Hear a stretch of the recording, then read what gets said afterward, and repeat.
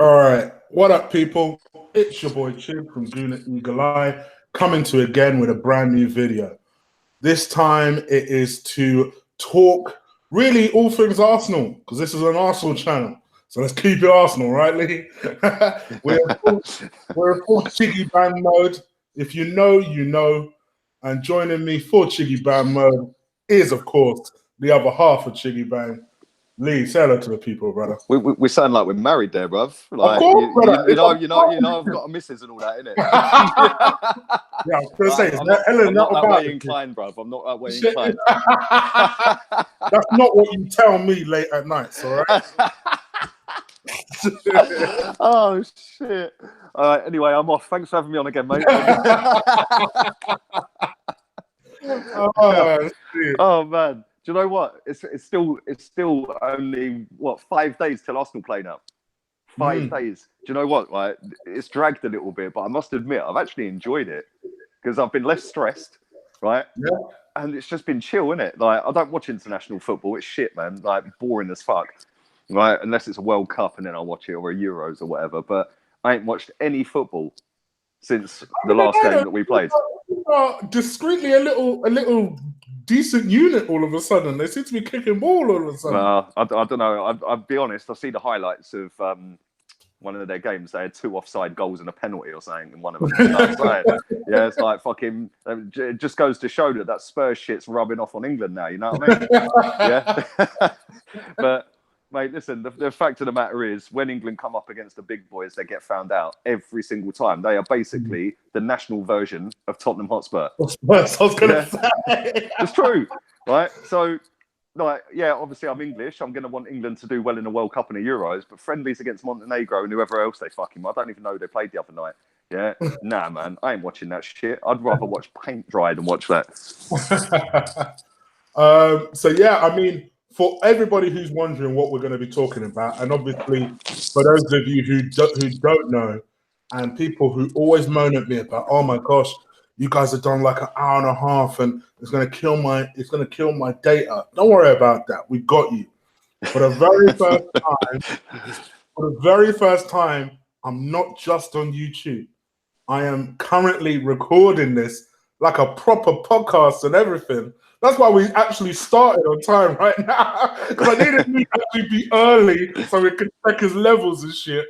So yeah, we are running it like a proper podcast, which means this will be on iTunes, this will be on Podbean, and if you're watching this in the playback, the links to those things will be in the description below after the show.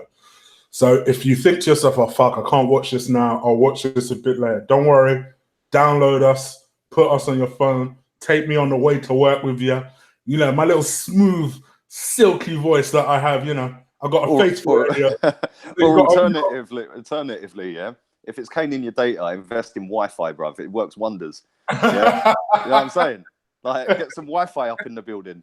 But no, all jokes aside. Everywhere. Mate, you can get it in cars now. Bruv. You get it on the tube. It don't exist everywhere. No, they don't. All jokes aside, fair play, man. I've been having conversations with you for time about getting it on iTunes and shit in it. So yeah, well done, man. Thank you, brother. I think so. What we're going to try and do today is I'm going to put a disclaimer, because Lee's right. Over the past couple of weeks, it has been nice. There's not been any stress or anything, but somehow both of us still managed to upset people with our tweets, right? And our videos. Dear. Because obviously both of us are doing people that Lee's doing people that he would get rid of, and I'm doing people that I think the club are going to get rid of. And somehow both of us are still upsetting people. So we're one of those people. We're going to touch on the Granit Xhaka thing, open it up, close the debate.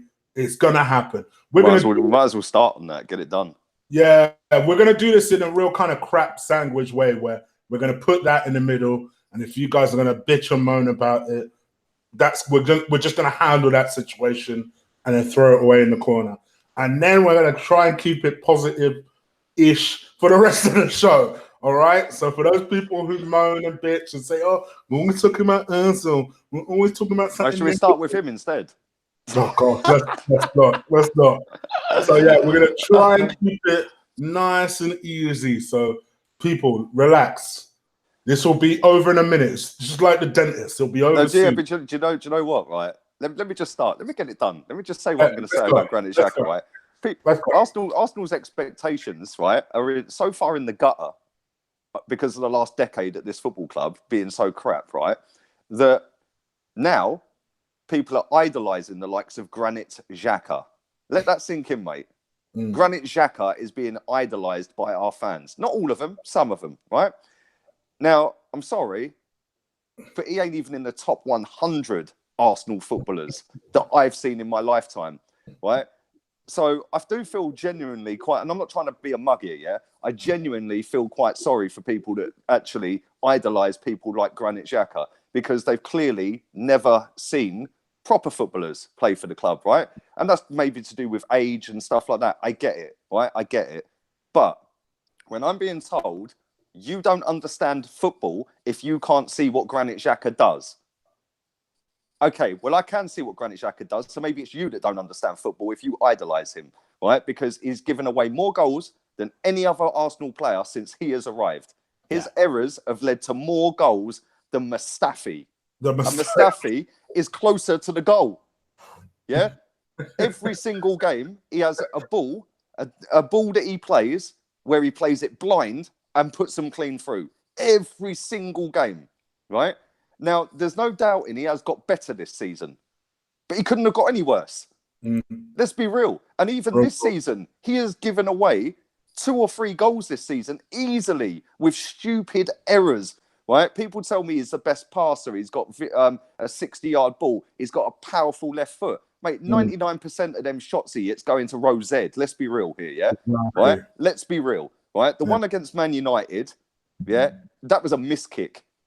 Yeah, that was a miss kick. He didn't mean to put swerve in it and do all of that. And let's be real, it was.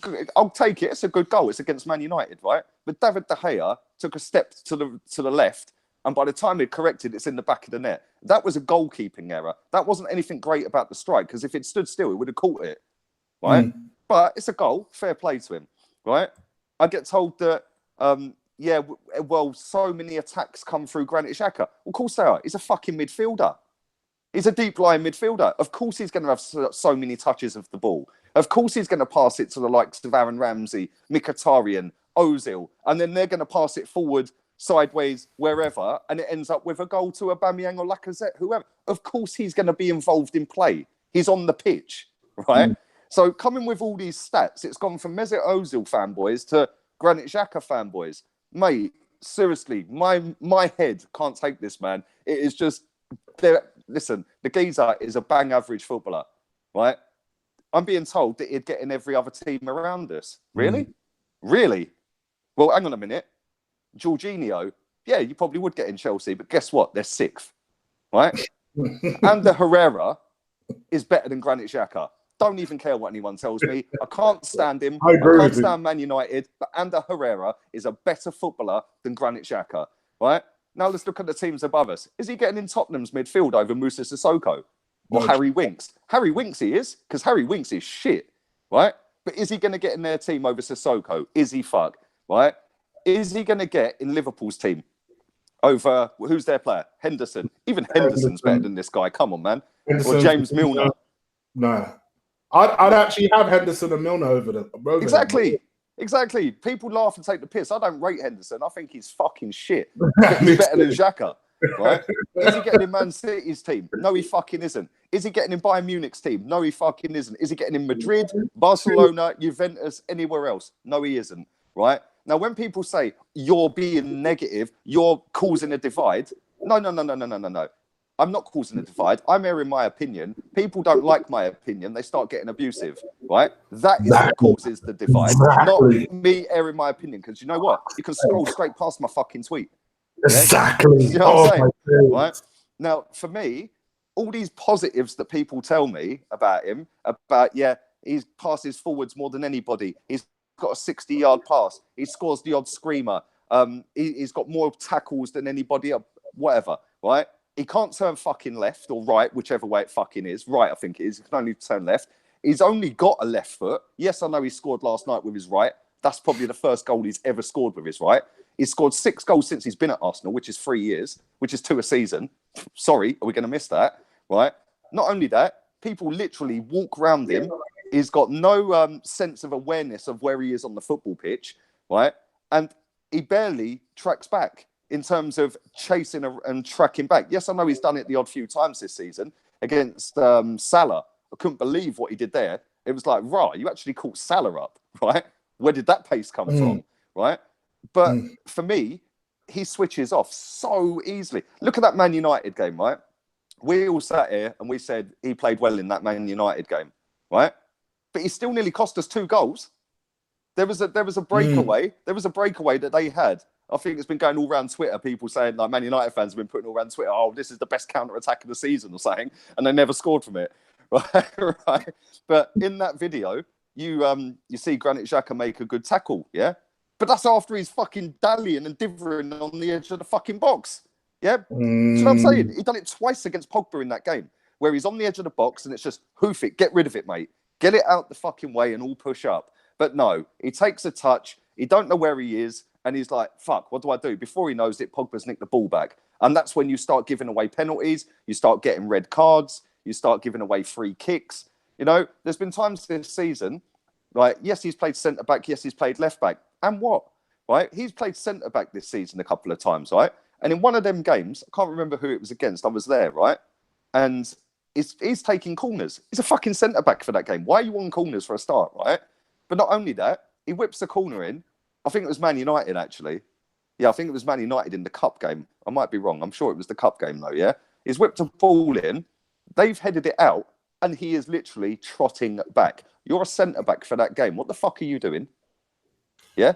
You're supposed to bust your bollocks to get back. And for me, for us to move forward as a football club, he shouldn't be part of it. Because if we want to hang around 5th, 6th, 4th, yeah, like them 3 positions, yeah, cool. Keep Granit Xhaka in the team. If you want to progress and be better as a football club, get rid of him. And he is one player we could actually get money for. So get rid of him and go and replace him with somebody better who can run, who can dribble, who doesn't switch off every fucking 5 minutes of a game, who doesn't give stupid passes that lead to goals, that can defend, but can also score more goals than 2 a season, and has a 60-yard pass on him. I'm sure for the amount of money we could get for him, we could go and buy someone that could do that. Rant over. Yeah. Goodness gracious. Feel like you deserve a round of applause for that. You touched on many of the points that I wanted to make. And the funny thing is that I watched your Granit Xhaka video, and I actually thought you were ever so slightly harsh. But I even thought that you made a lot of good points. But like, I know you gave him a 3 out of 10 for the season. When I saw that, I thought, okay, even no, 3 out of 10 was for his Arsenal career, not just this season. For his Arsenal career. Yeah, it was 3 out of 10. Yeah, he's been better this season, right? But let me just say this as well, yeah? Right? Okay. He has been better this season, but Lucas Torreira has been better in his first season than Granit Xhaka has been for 2 seasons. Yeah. And Lucas Torreira's faded away. Let's be real here, yeah? He's faded away the last couple of months. And he's still had a better season than Granit Xhaka's last 2. And he's only going to get better. Is Granit Xhaka going to get any better? For me, I think my issue with not only Xhaka, and this is where even I will mention Mesut Ozil, is I always have an issue when someone says, oh, well, you're not getting the best out of him because they need to play with player X. I find that uncomfortable. So you're a professional footballer who gets paid at least over 100,000. I know in Granit Xhaka, I think he's on about 100. He literally gets 100, yeah. And to me, you can't play football with any other player apart from Lucas Torreira. What? and we've done 35 million on him plus 100 grand a week. Jesus Christ, mate! Whoever signed him needs to be arrested. When people want to throw that to me as some sort of defense of the man, I'm like, this is someone who spent 35. This ain't a 19-year-old player we're talking about here, where you could say, oh, okay, well, he needs to play with player X so that he can then eventually develop and learn to play with other. But this is someone who's 26 years old, and you're telling me he still needs to play with someone else in order to get exactly. the best out. One other thing I forgot to mention as well. I know I said rant over, but one other thing I want to mention as well. Yeah, everyone keeps telling me he should be captain. He's got leadership qualities. Let me come on to it. Leadership. Go on. You go. This is mine. Let me come on to it, right? So for me, my issue with this, and you touched on this before, is people want to say, oh, well, you're being negative. You're doing... Motherfucker, he was the one that came out with the fucking statement, and I'm voicing my comment on what he came out with. What are you talking about? It's my opinion that this supposed captain figure that people want to keep branding about, if he was so much of this captain figure, why would he come out and say anything like that? Anything like that? People have been telling you that the quotes have been taken out of context, this and that. Listen, he was asked a direct question, right? This is one of the questions he was asked, yeah? Will you be at Arsenal next season? That was one of the questions he was asked. His reply to that was, I want to play Champions League football. Why is he saying that? Exactly. Yeah? Why is he saying that? Right? This geezer, right? I've not met him. He's been in front of me and I've ignored him because I don't particularly rate him, mate. So why am I going to go and beg for a photo with him? Similar to Ozil. In fact, it was the same fucking night Ozil was there. Yeah? I just sat there in the car, right? Because I ain't interested in him. I don't want to have a favourite player. Yeah? I try and keep it as real as I can, yeah? I don't have a favourite. I'm not going to sit here and kiss someone's ass. Like, I'll give you an example, right? I rate Aubameyang. But trust me, when he missed that fucking penalty against Tottenham, he got it, mate. He got it, right? And I've always said Lacazette's better, right? And he is, right? So I don't have favourites. When they play well, and I say they play well. When they play shit, if it's a one-off, I go, okay, cool, yeah, well, I don't even mention them, whatever. If it's 2, 3, 4, 5 weeks that you're playing shit, you're getting told, right? Yeah. And if you want to come out with some bullshit comments while you're away on international duty because you think you're some sort of superstar, right? Where the fuck does this geezer think he's actually going to go? Does he seriously think that he's going to play for a bit bigger and better club than us? And that's my point. For me, this is what people say, oh, well, you're taking it out of context. You don't know the full story. To me, if he was this captain figure that people keep alleging that he is, and he wanted to distance himself from the sort of their provocative questions, I get that. But to me, isn't the standard response, listen, I'm just focused on the here and now. Focusing on the run into the season and blah, blah, blah. Never say never in football, but right now I'm committed to Arsenal. I'm here. I want us to get back into the Champions League. Yada, yada, yada. You don't say, oh, well, you know, Arsenal doesn't need to be my last stop. Any takers? How do you expect fans to react to that? There's no taking that. The thing is as well, with all this old captain bullshit, right? The only reason people are saying this guy should be captain, right? And let's not dress this bullshit up here. Let's just say it as it is, right? The only reason people are saying that this guy should be captain is because he put his arm around fucking Aubameyang after he missed the penalty. Fact. What else does he do on the pitch? What, he shouts and points? Fucking Flamini used to do that. Yeah? Do you know what I'm saying? Right? He should be nowhere near captain of Arsenal Football Club because you know why? He doesn't lead on the pitch. That is why. And I want my captain at my football club to lead on the pitch. So either Socrates is captain or Lacazette is captain. No one else is even in the debate. It's not even up for debate. The rest of them ain't good enough to lead on the pitch. Right? So you pick somebody. Look at Socrates. He makes a tackle. He's jumping up, fist pumping, saying, come on, getting all the crowd up. Yeah? When Lacazette gets substituted and all the fans are fucking booing it, he's the one getting the crowd up. Come on, don't worry about it. That is what a captain is. Not somebody who just goes up and goes, oh, don't worry, mate. You still get paid 190 grand next week. Do you know what I'm saying? Fucking, what have you done? You've missed a penalty against Tottenham, and because Xhaka has cuddled him and told him, don't worry about it, keep going, mate, don't worry. I'm sorry, but Lacazette giving Aubameyang that fucking penalty against Man United is bigger for me than Xhaka cuddling him after he missed one. Yeah, I agree. Yeah? Do you know what I'm saying? I agree. The backwards mentality, mate, has held this football club back for a fucking decade. And I'm sick to death of fucking people telling me you don't understand football. Mate, trust me, I have been watching football for 30 fucking years. I know more than most people about football. The fact I don't act like a fucking dickhead and coat people, right? But what I will say is, if somebody's telling me that because I don't rate Granit Xhaka, I don't understand football, go fuck yourself, man. Go fuck yourself. Go and watch Arsenal DVDs from the fucking early 80s, early 90s. You'll see what proper midfielders are. Early noughties. Proper midfielders. Ray Parlour is better and was better than Granit fucking Xhaka. But people are going, oh no, fuck that. Xhaka, oh, you don't understand football, mate. No, of course I don't. No, I stand with my back to the game. Do you know what I mean? And this is what I said. Funny enough, I said this to you in WhatsApp, not only before your video, before I came out with my video, my chopping block video, which, by the way, go check those out on our channels. And I said, people will hate on this video, as they did with the Mickey one, not because that of anything else other than Arsenal fans are the most short-sighted motherfuckers you'll ever see. The most reactionary as well. The most reactionary, mate. Because most recently, they have been in great form. So, of course, because they've been in great form, how dare you say that about Granit Xhaka? Don't you understand? And don't get it twisted, he scored a great goal midweek. Congratulations. Yeah, who cares? I don't support fucking Switzerland. Fuck Switzerland. That's what I'm saying. I don't care about it. Mate, listen, people tell me fucking Ozil's won a World Cup. And what? I don't support Germany. Mustafi won a fucking World Cup and he's shit. And to me, this is my overall point. If you are looking to take your next step, then take your next step punk ass out of here. Because the way I see it is, I only want, and this is why I find the captain debate ridiculous. I only want players who are committed to the cause, not players who are looking for their next step. Do you know what Granit Xhaka likes? Right? People tell me he loves the club. Does he fuck? No That's another thing that winds me up, right? Yeah, but you can tell he loves the club. I get it with Koscielny, Ozil, Xhaka. They love the club. No, they don't.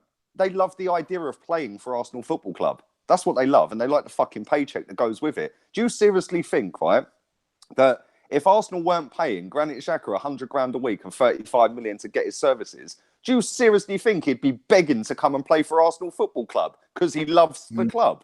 Of course he fucking don't, right? And this really winds me up about loves the club. The only ones who genuinely at Arsenal Football Club love the club are Cole Jenkinson, right? Genuine Arsenal fan since fucking back in the day. His granddad played for Arsenal. It's been brought down through generation after generation in his family. Genuine Arsenal fan. Loves the club. Maitland-Niles, you could say, yeah, he's been there that long. Grown up as a young boy all the way through. He's been there for, what, 8 years? 8 years old he was there. So you could genuinely say, yeah, he may love that club, right? Alex Iwobi, maybe. Again, another one who's grown up at the club. Maybe, but it's not nailed on, is it? Right? So who else? There ain't no one else there. Cole Jenkinson's the only one you could say nailed on, loves that football club, right? So when people are saying, oh yeah, Xhaka loves the... Fuck off, man. Yeah, I watched a video the other day of Giroud, right? I can't remember what goal it was. And he's running off fucking patting the badge and all that. Man's playing for fucking Chelsea now. Yeah? There's no loyalty, bro. Don't get me wrong. It won't stop the same people celebrating when Giroud does something that's like when he scored midweek and became France's highest scorer. Do you know what makes me laugh? Right? Giroud ain't our frequent player, motherfuckers. What's going on? Mate, I was at the Arsenal Chelsea game, right? When we booed Lacazette. Well, I didn't, but people booed the Lacazette substitution, right? And then cheered for Olivier Giroud to come on the pitch to try and score against us, right? And then all you get out of the Giroud lovers is, oh yeah, but he had to leave so we could get Aubameyang. Okay, let me kill that one now, yeah? Because he was offered to Dortmund as a straight swap plus cash. He turned it down, right? He was offered to Marseille. He turned it down. He was offered to Everton, but because he was caught banging a brass in a hotel, his missus was having none of that one, right? He was also offered to West Ham. Yeah? Guess what? He turned that down. So all them clubs he turned down to go and play for fucking Chelsea. And you want me to cheer this guy? You want me to say this guy's a fucking great player for Arsenal? And these same fans that sit there knocking one out over Olivier Giroud are the same people that tell me that Ozil never broke the assist record because that donkey was up front. So which is it? Hypocrites, mate. A lot of them. Yeah, I keep it fucking real, right? None of these players, bar maybe 4 or 5, are good enough for Arsenal Football Club. Fact. Yeah? And if you want to idolise them, cool. Each to your own. But don't tell me I don't know fuck all about football because I don't idolise them. End of rant. We can move on now. and breathe. And I agree. And listen, and I think it is worth saying because both of us will do previews, and after those previews, people will jump on the fact that maybe Granit Xhaka gets in our teams. Don't get it twisted. Well, he ain't because he's injured.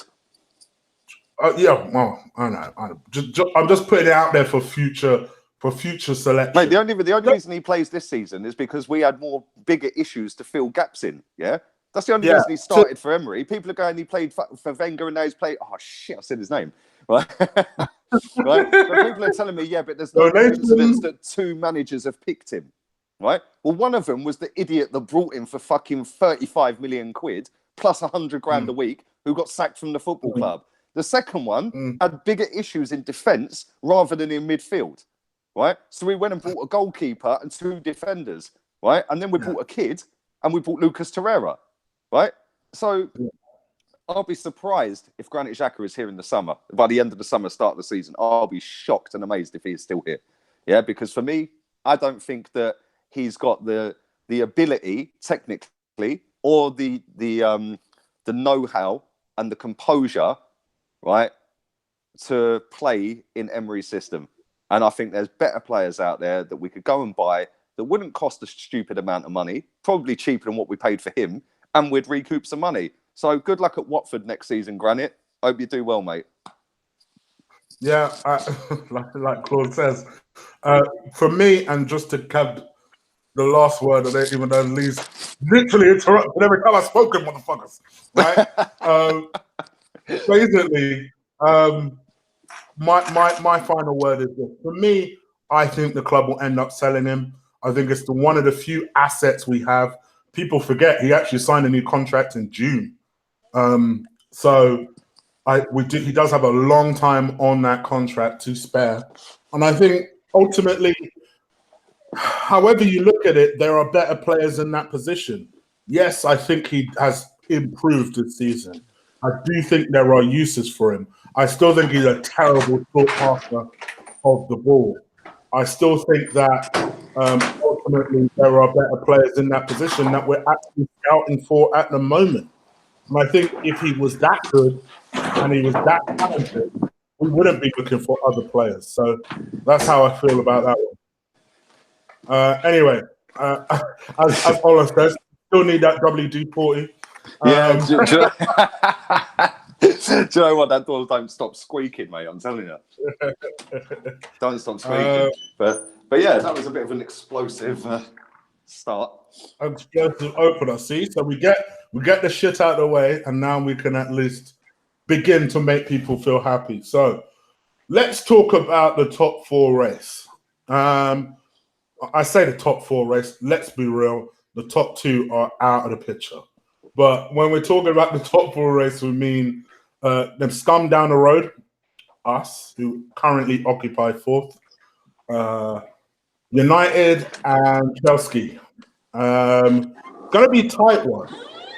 What's your kind of thoughts about the top 4 race?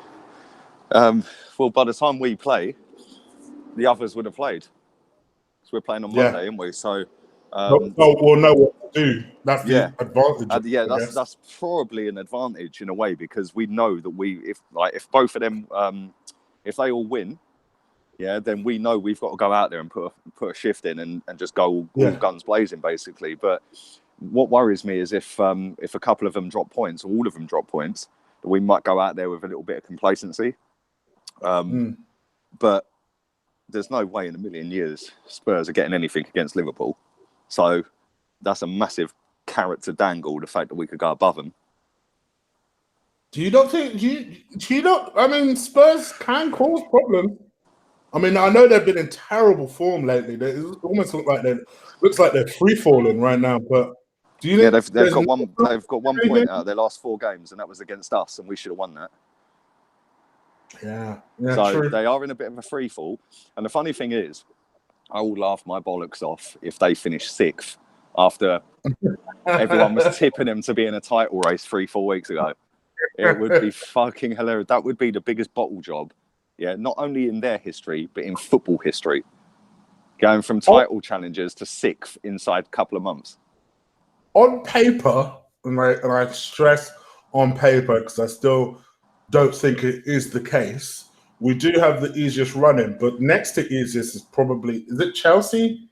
They probably have the next easiest one. I know they've got a hard game coming up, but then after that, I think it's pretty much they've got Man United, didn't they? I know they've got Man United. I think United is the last of their supposedly. The thing is, the ideal result for us in that game is a draw, isn't it? That's the perfect result for us in that. But the problem we've got, like as Arsenal fans, right, we get all giddy and start getting ahead of ourselves, right? Because like I said before, we're the most reactionary fan base on the planet, right? A couple of good games, all of a sudden we're going to win everything. Right? Blow everyone, blow everyone away. All these little tweets come out about, look at Arsenal's next 5 games and all this crap, yeah? It's like, how about look at the next game and go from there, right? About looking at 5, 6 down the road. But for the purposes of this podcast, our away form's been shocking this season, but it has been better, a lot better than last season.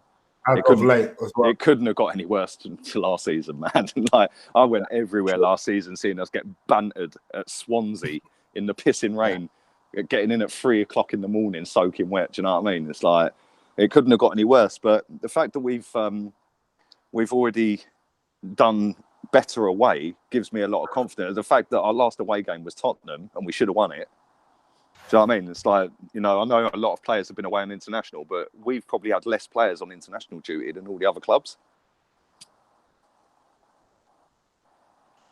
Okay, sorry, I'm just answering someone in the chat room. We've Q&A is a bit later, Ben, but I've seen your question.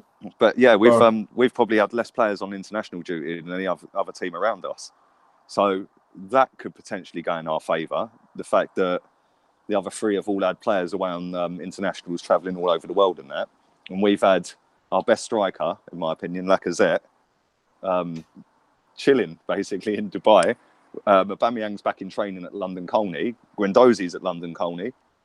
So they've been training, and we've got Ozil, Lacazette, a few others, Leno, Socrates, Koscielny. They're all they're probably back from Dubai now, but they've all had a couple of weeks off, so they should be fit and raring to go, mate. Whereas all the others have had games, but maybe that makes them more match sharp. I don't know.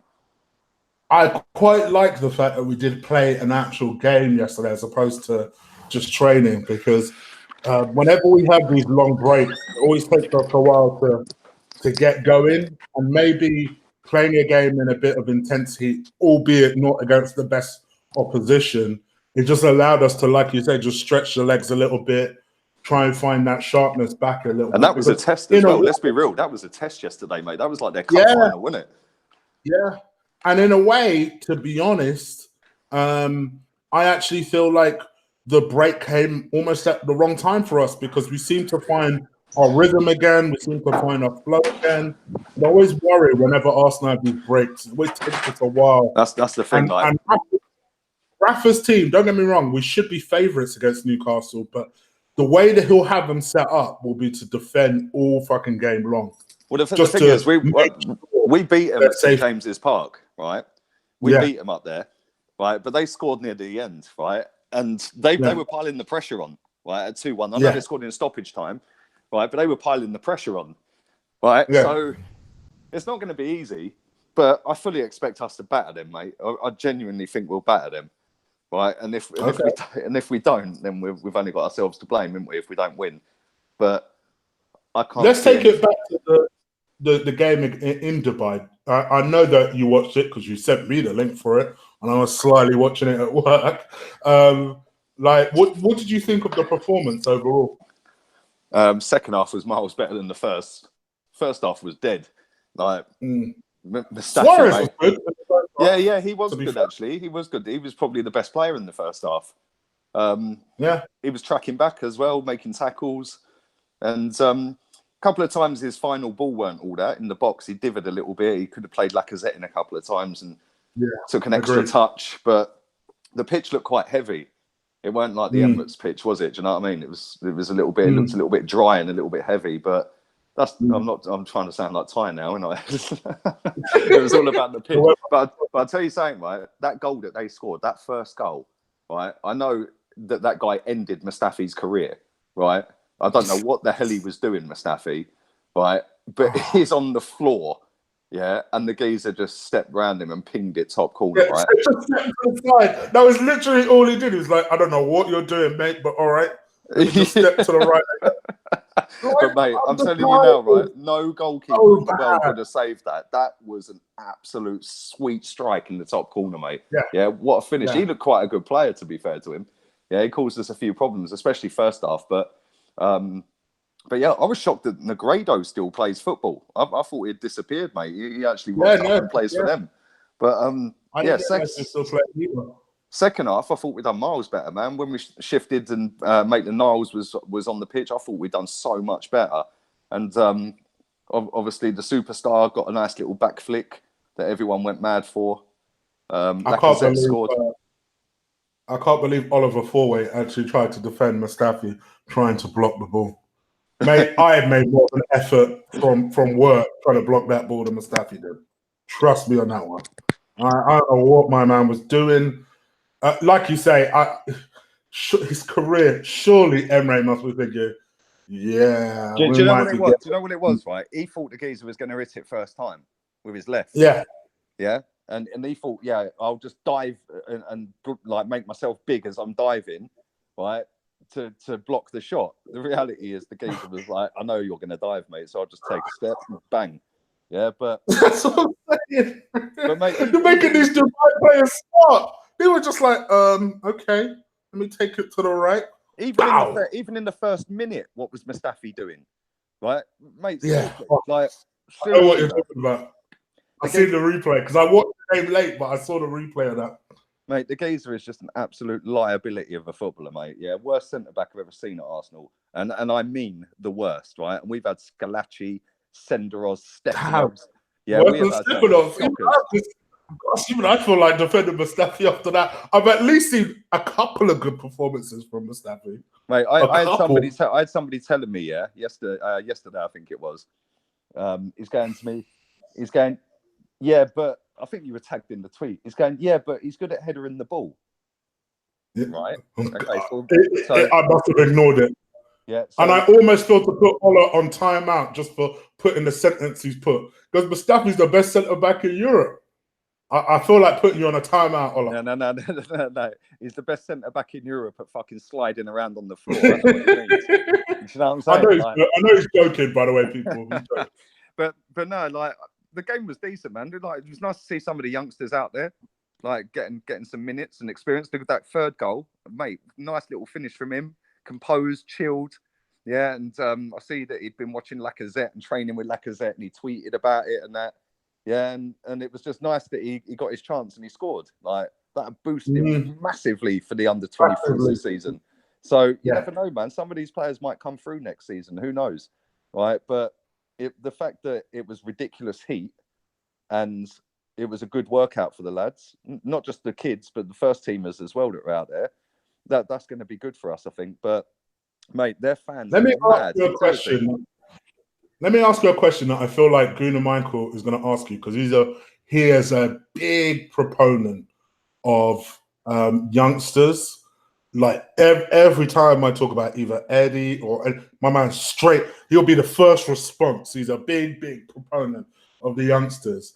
Who out of the youngsters actually impressed you yesterday? Because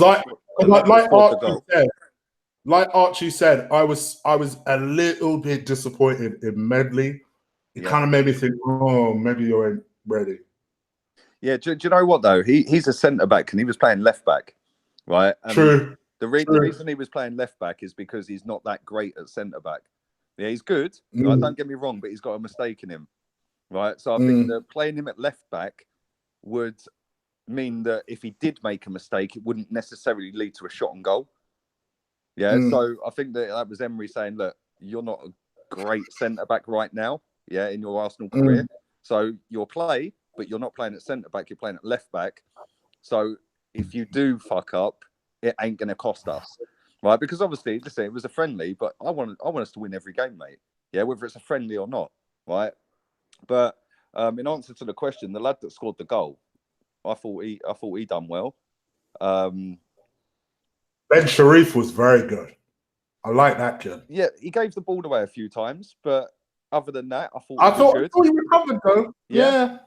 Every time he lost it, he worked his ass off to get back. Who was the What other about my one? man Mavropanos? Did you like him?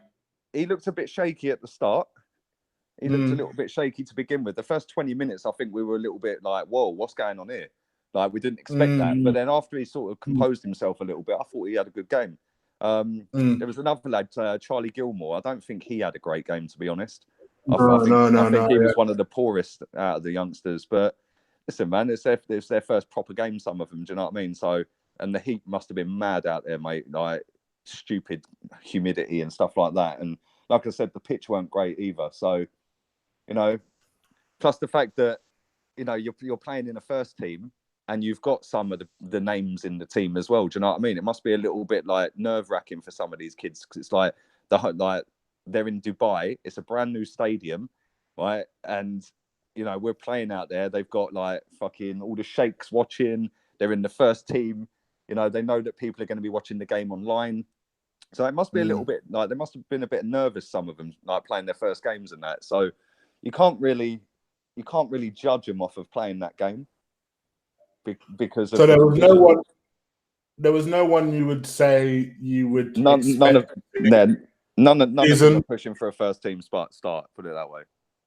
Okay, yeah. I would probably tend to agree. I think all the kind of young first teamers that you'll see potentially next season are currently on loan. I think that's probably Nelson, Smith Rowe. Has Smith Rowe played any games like whilst he's been on loan? Because I know he was injured, wasn't he? Has he actually played any games? Yeah. I don't think he has. I don't. Gooner Michael, you're the correspondent for the youngsters. Has Smith Rowe played? Because I know Nelson was left out of the team a couple of times for disciplinary. Apparently, he was late to training for 20 minutes. And but see, things like that worry me, man. Things like that worry me a little bit, right? Because he started off really well out there, yeah, right. And I think it was like some stat like the first 6 shots he had, 5 went in, and he got an assist off the other one or something, yeah, right. But he seems to have just nosedived, man, and just fallen off the radar. Yeah, and then the disciplinary kicks in and stuff like that, and it's like, you know, as good as he is talent-wise, that could be one we should maybe cash in on.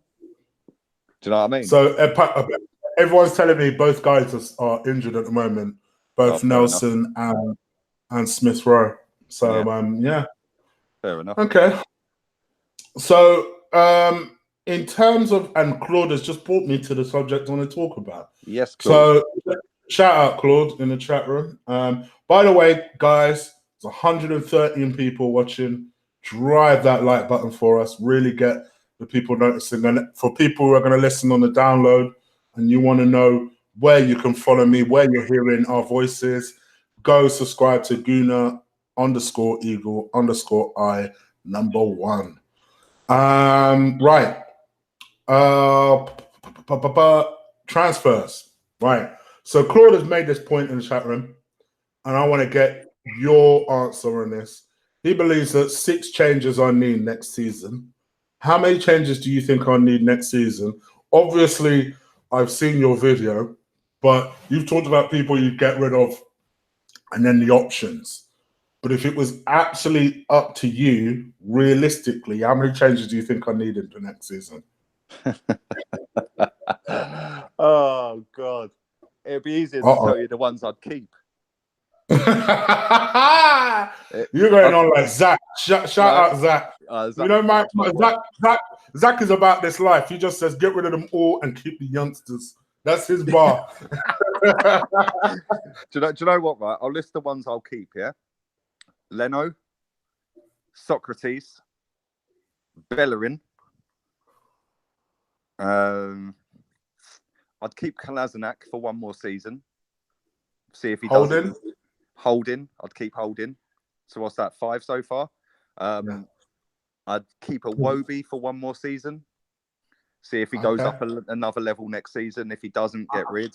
Lucas Torreira. Guendouzi, I'd keep. Yeah. Aubameyang and Lacazette. Yeah. And Denis Suarez. I'd keep Suarez. Other than that, I think I'd get rid of the rest. I don't think I've missed anybody that I'd keep. I think I'd get rid of the rest. And then I'd promote somebody, youngsters, put the youngsters in, Smith Rowe, Willock. I think Willock's played well every time he's played for us.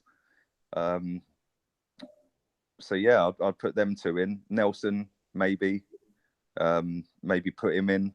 Xhaka, maybe put him on the bench a few games, start him a few games next season. But then I'd get rid of the rest of them. And with the money that we get for the rest of them, if anyone's stupid enough to buy them, I'd go and put that towards going and buying maybe 3 or 4 top-class players in midfield and defence.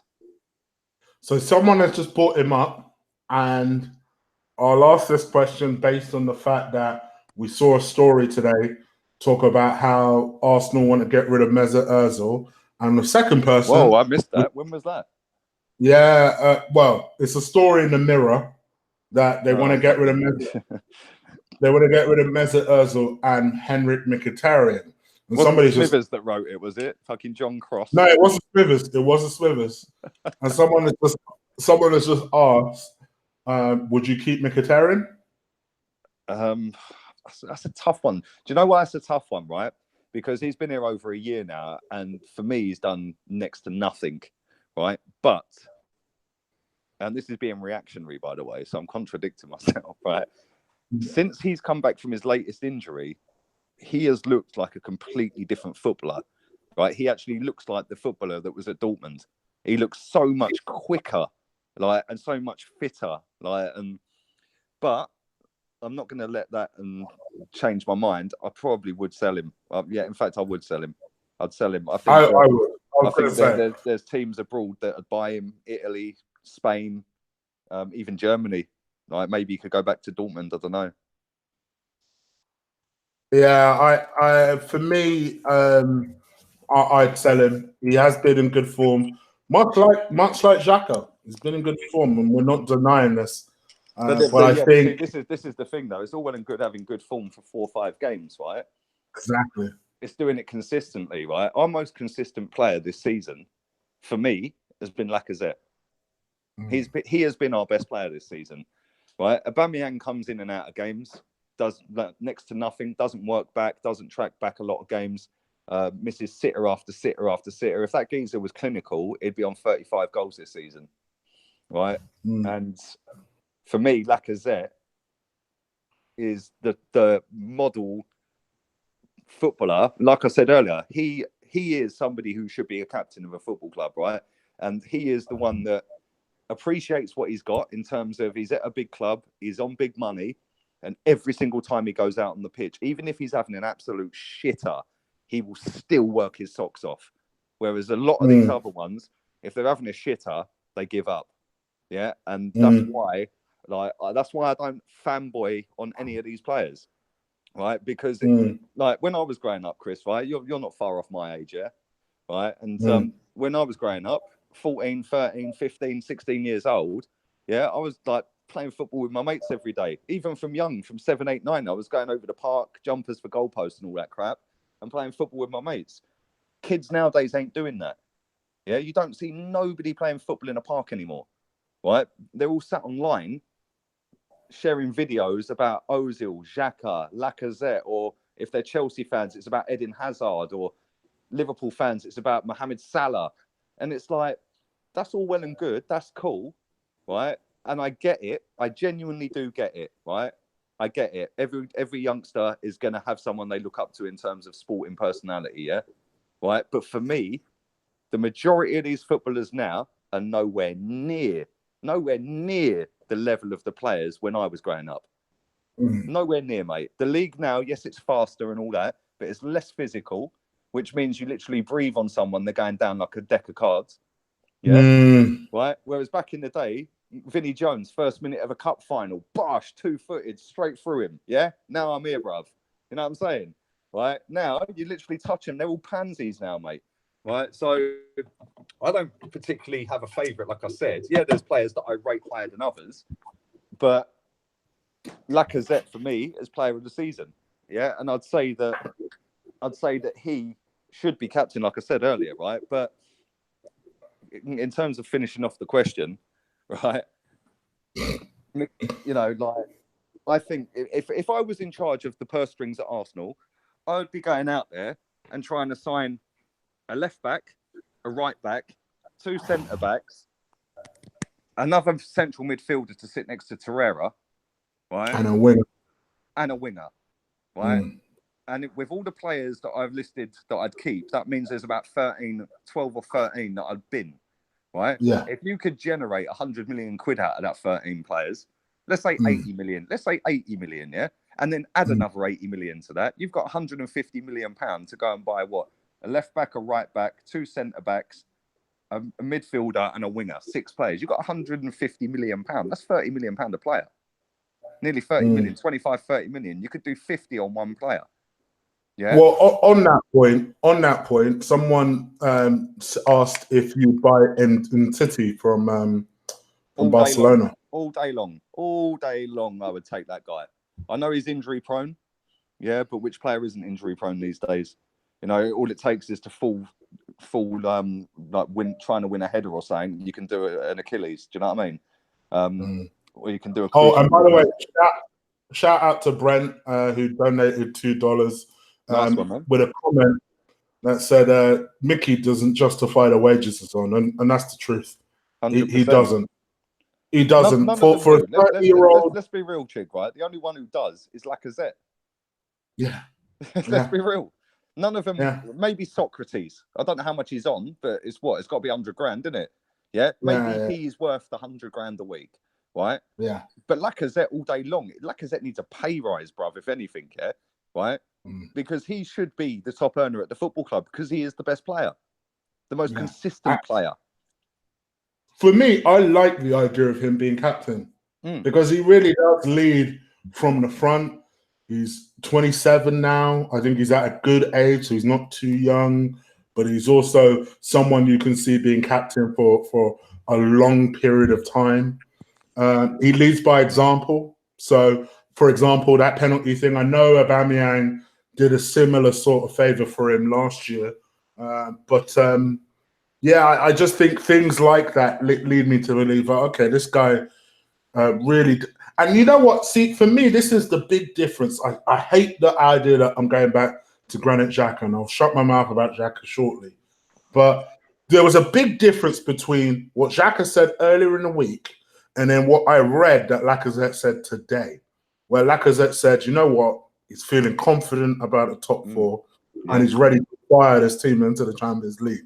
That's the type of shit I want to hear in the business end of the season. Mate, I watched some sidestep or with a stepping stone type shit. I don't want to hear that. I watched Troops and Robbie speaking about Lacazette the other day, and they were talking to him for about 40 minutes in the hotel they were in Dubai, and they were saying like he was like, I don't know if you see the video, but they were saying that like he's standing there going, no, ain't about 4th. We want 3rd. Yeah, I want 3rd. I want to finish 3rd. Yeah, he's going, we can't get 1st or 2nd. Yeah, then we want the next best spot. And he goes, you could tell they were just like, he was on it. Yeah, that is what I want to see from my players, right? I want to see my players give 100% on the pitch. I want my players to shut their mouth on international duty. Yeah, and I want my players to leave everything on the pitch. So then when we walk out of the ground as football fans, or turn our fucking laptops off or our TVs off if you're watching at home, right? I want us to all sit there and go, do you know what? We might not have won today, but that was a fucking sick performance from every single one of them. And that is all I want, yeah? And the fact that we haven't had that for a decade, yeah, has fucking got our expectations in the gutter, mate, right? To the point where we do sit there and go, oh, well, he's a fantastic player. Or, oh, yeah, but his quotes have been taken out of place. Who cares? Like, who cares whether they've been misfucking interpreted? The fact he opened his mouth in the first place, right, is a fucking joke, right? Would Tony Adams... And clearly... Would Tony Adams have come out and said something like that back in the fucking day? Man United wanted to sign Tony Adams umpteen times, yeah? We've all seen the quote from Tony Adams, the famous, legendary quote. If Arsenal give me a contract, I won't even fucking read it. I'll just sign it. Yeah. Yeah? Any contract they put in front of me, I'll just sign it without reading. Yeah? That Yeah. is a proper fucking Arsenal fan, a proper player. And when we get back to having not maybe 11 of them, but maybe 5 of them in the team, of proper players that fucking get it and bleed how we bleed when we lose, yeah? That's what I want to see at our club. And until we get back to that, we're always going to be around this 4th, 5th, 6th, right? I do believe the manager that we've got is doing an unbelievable job. The fact we're even 4th right now, yeah, is credit to him and the way he's managed all them players this season. I mean, like, people have said that the biggest fuck up he's done is dropping Ozil. No, that's the best thing he's done all season. Yeah, because now that guy's starting to play how we know he can play. Yeah, and he's given him a slap wrist and he's told him, nah, bruv, you're benched. You're benched. And my question for those people who always say that, you know, that Granit Xhaka was misquoted, it's possible they Why wasn't Lacazette misquoted today? Exactly. Clearly, my man said something that could be taken in out of context. He said something dodgy that could have been taken out of context. For me, I don't care who you are or what team you're playing for. It's the end of March, beginning of April. You should be focused on one thing, finishing the season strong. I don't care who you're playing for. That's all you should say. Not, oh, well, maybe I should look for my name. Then bounce out of it, isn't it? I don't really care. I don't care. I don't care, bruv. You're not that good, so bounce. And then let's focus on the people who are ready to play. Because listen, for all the shit I give Mustafi, I don't see Mustafi saying that. No. I don't see anyone else saying that. But I see your To be fair, Mustafi fucking don't say nothing, to be fair to him. Does he? Yeah, he don't. He don't say yeah, but you know what? That's probably because he's too embarrassed to come out in public, bruv, after his performances. You know what I mean? But in terms of what you were saying about Mkhitaryan and Ozil, apparently there's a report in the Mirror today, yeah? Right? I'd sell both. I would sell both, right? I think that Mkhitaryan would have more clubs looking at him, based on the fact that he's got a little bit more about him in terms of he can dribble past people, he can run past people, he can score goals, he can set goals up and that, yeah. And he does score more goals than Ozil. Obviously, we know the circus that comes with Ozil. It's all about the marketing and the PR, and he brings a lot of commercial stuff into the club, right? So there could be a club looking at him. Who knows, right? But if it was me, I'd get rid of both, because you are freeing up there 550 grand a week. Just them 2 players alone, 550 grand a week. That pays for 3 players. You can go and buy 2 top drawer footballers on 200 bags a week, which, by the way, Aguero is on 200 grand a week.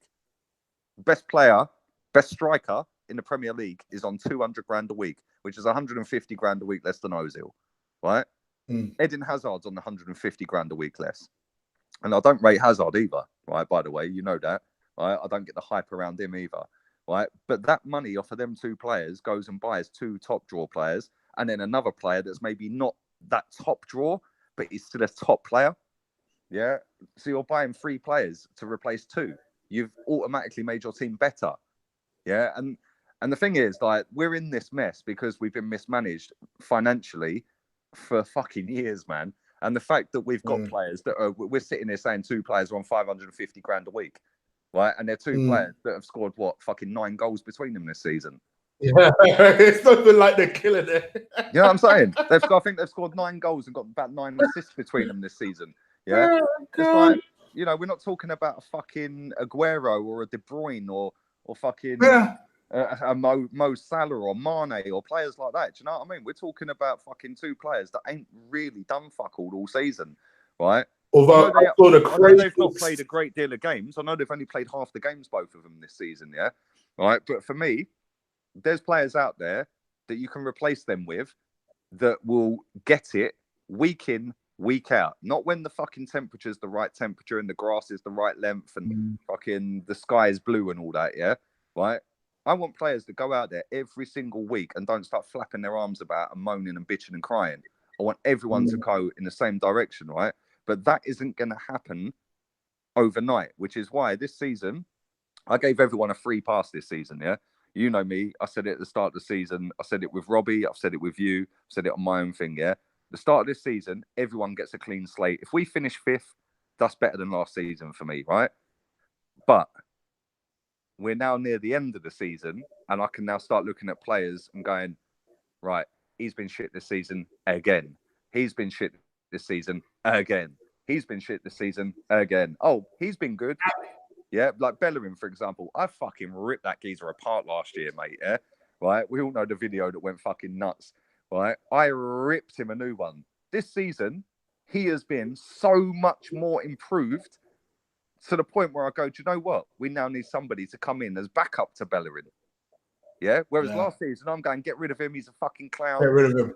Yeah. But he's stepped up. Alex Iwobi stepped up. Just because a couple of people have said this in the chat room in reference to your Tony Adams comment, let me kind of just defend this here. People are saying that, oh, well, Tony Adams says we were a big club. But to me, in order for Arsenal to get back to the days where, as you say, we were a big club, starts with mentality. I don't want to see my captain-elect, in inverted commas, talk about his next step. He is one of our 5 captains, Chig. He is one of our 5 captains. But that's the thing, though. This is why people will say, "Oh, well, you can't compare these guys to Tony Adams." But that's the point. In order to get back to Arsenal, back to their winning ways, we need characters that are committed to the cause. You don't need to be fucking in love with the club or anything. Just be committed to what the fuck you're doing. Not be talking about, oh, well, I'm ambitious, so I'm thinking about next steps. So, fine, don't give me a Tony Adams, but just give me someone that cares about their job. Like I said, back to Lacazette. Lacazette don't get paid the most money at Arsenal. Far from it. He's probably about the 5th top earner at Arsenal. Every game he gives 100%. Yeah? So do you know what? If he misses a couple of fucking sitters or gets a red card against Rennes, you can go, yeah, that's pretty shit. He's fucking stupid for doing that. But you know what? Yeah, allow it, man. He's good every week. Yeah? Socrates. Every time he goes on the fucking pitch, the guy runs through brick walls, man. Tackling people, jumping up, grabbing people, making it look like he's being fouled when he's fouling. Yeah? That is fucking Arsenal quality, right? And again, Socrates is probably about the 10th top earner at Arsenal, right? Which is that's how fucked our wage bill is, right? So fair enough. Like, listen, like, fair play. Everyone's entitled to an opinion, same as that lad that's just replied, yeah? Right? So maybe Tony Adams was the wrong comparison, but at least have some fucking balls when you go on the pitch, because most of these players we've got are fucking pussies, mate. Let's be real. Yeah, as soon as it comes on top, they all go into their fucking shell and disappear. There's only a handful of them that step up and go, nah, man, we ain't having this today. And if you look back to when we were fucking good, we had 5, 6, 7, 8 players every week turn up and go, you ain't fucking having it with us today. You want to have a ruck? We'll have a ruck. You want to play football? We'll play football. Yeah? You want to fucking take the piss? Yeah, cool. We'll take the piss. Yeah? We ain't got that now. And it's going to take ages to get back to that. And I get that, yeah? Right? But in order for us to get back to that, we need to bin some of these players that are idolised at this football club. Yeah? Because they're not good enough. They're not. They're not good enough. Would fucking let's just have it right here, right? I don't really dislike any Arsenal footballer. Yeah, people say, "Oh, yeah, you don't like Ozil." Yeah, I don't like him as a footballer. Yeah, I don't like him as a footballer. I think he's shit, right? And I have thought he's shit for a long, long fucking time. It's not just this season. It's been years I've been saying it and calling him out, mate. Yeah, because he ain't lived up to the hype. But look at yesterday. Yeah, yesterday, every time my man gets the ball, the whole stadium's going fucking nuts. Yeah, cheering and clapping. Right? People are tweeting going, oh, look how loved he is.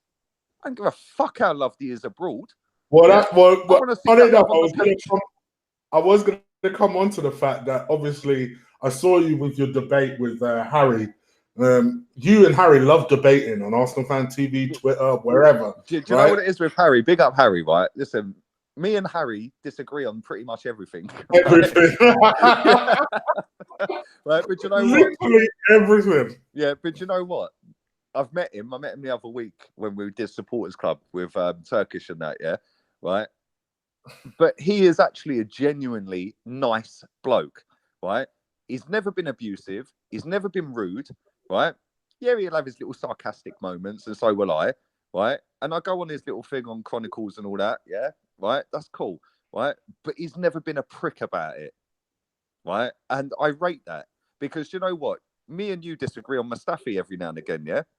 I say he's had a good game. You say he was shit. We disagree. You're not always going to get on with each other on every subject, yeah?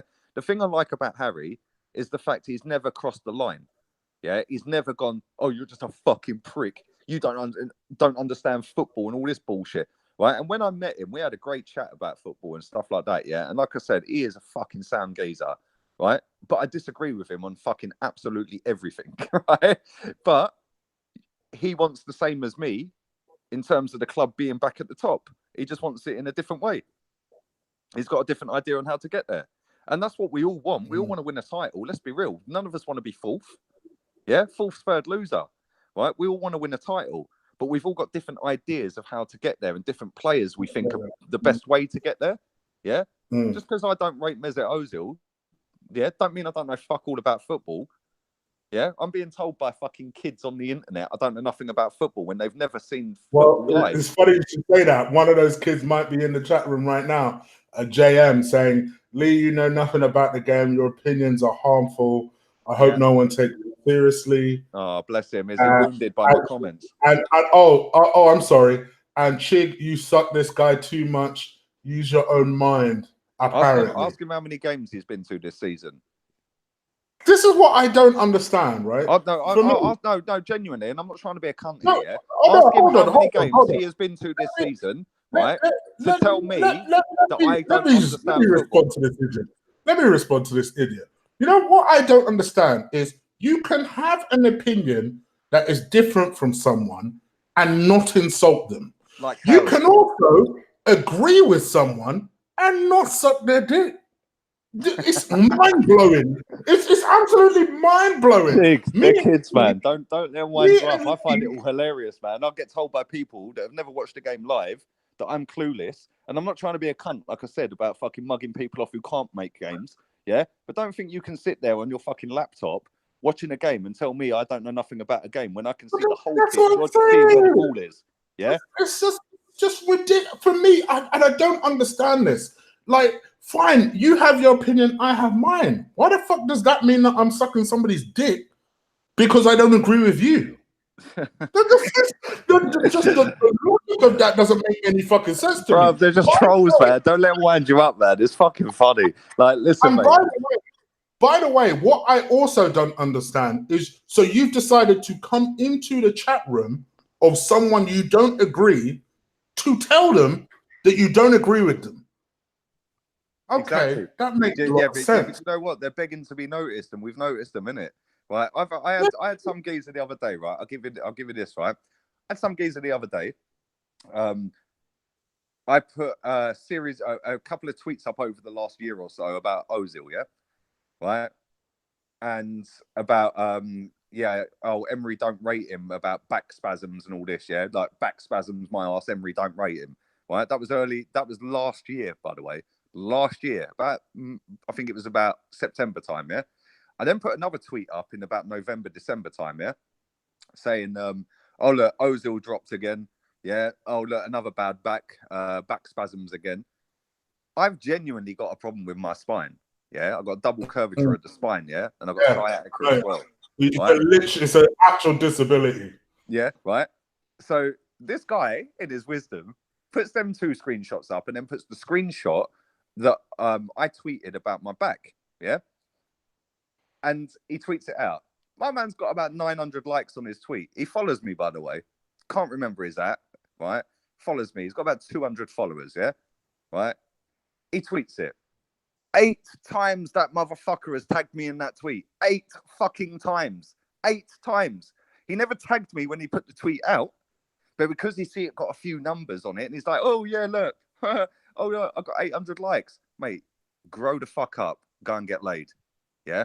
Because if you genuinely think that I'm sitting here crying myself to sleep because of your tweet, yeah, you're in cuckoo land. I sell double glazing for a living. I get fucking abused more at work than I do on fucking Twitter.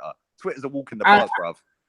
And here's his logic for it. Oh, well, Lee provokes people. He wants to sell Stop being a Xhaka fucking because snowflake, man. It's a fucking he opinion. wants If to you don't sell. like it, don't fucking watch it. Simple, He innit? wants to sell Xhaka because he's not good enough, but he thinks Iwobi is. So is that Right, not his opinion? hang on. Where did I Is say that not Iwobi his was? opinion, though? Where did I say? Hang How on, does that make sense? Chris. Where did I say Iwobi was? When you asked me what players I'd sell, I said I'd keep Iwobi for one more season. If he steps up another level next season, I'd keep him again. Bruv. If he don't, I'd sell him. Bruv. But guess what? My man didn't see that because it don't fit his fucking agenda. Go Bruv, suck your mum, bruv. bro. Go suck your mum. Let's just move on. The way I see it is Go this. suck your mum, man. Fuck him, man. I'm going to He's give probably this about 14. disclaimer. Never been to a I'm going to game. give this disclaimer right now. You guys are free to have your opinions on what you want, and I won't tell you that you are sucking dick or that Exactly. or that or This an idiot for Chris, right? that way. Chris, this is the thing. Right? Hold on, sorry. You. Hold on. Let me get this out. Let me get this out, and I'll let you go. Right. But let me make this disclaimer right now. If anybody starts talking that fucking shit in the chat room, not only will I mute your ass, I will also go in there and block you. I don't need your view that badly. All right, dickhead. Why would you go out of your way to feel like you need to insult the two people on the chat room? That they're sitting at home watching. It doesn't make any form of sense. So, bruv, listen, now, we've given him too much airtime. Fuck him, man. Move on. And I've also got two people in the chat room that also has the power to do that. So if you want to try me, they'll be on it. All right? So cool. So that's my disclaimer right now. Right, Chris, listen, right? Like I said, I'm not trying to be a prick about it, yeah? When you're at a football match, you go to games, you've been to games, right? When you're at a football match, you see the whole pitch. When you watch it on TV, you see fucking 2/3 of the pitch. You don't see the whole pitch, right? Do I stand with my back to the game? Oh, no, I don't. I'm watching what's going on, yeah? My man's sitting there listening to fucking Graham Souness and fucking Jamie Redknapp and Michael Owen and Martin Keown and all these other dead fucking presenters on TV, right? Chatting absolute bollocks with their fucking agendas and Gary Neville and all that, yeah? Right?